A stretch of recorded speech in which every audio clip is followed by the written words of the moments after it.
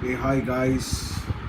So today we're gonna see how is it that you're gonna actually fix a MacBook Pro. It doesn't matter which model it may be.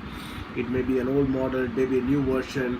What is it that you can do exactly when the MacBook Pro is not switching on? You tried everything. You keep pressing, you keep pressing, but it's not coming.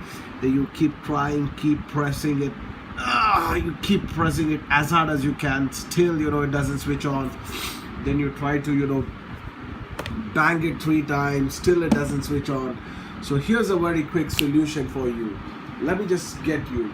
All that you need to do is keep your hand on the command option, then press the command button. Let me put it on the option, then the command, then you're gonna put it on the R.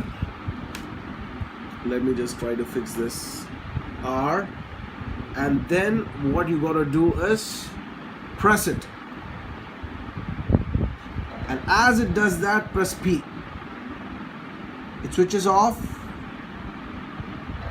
again switches on, switches off, switches on, switches off, and here it is.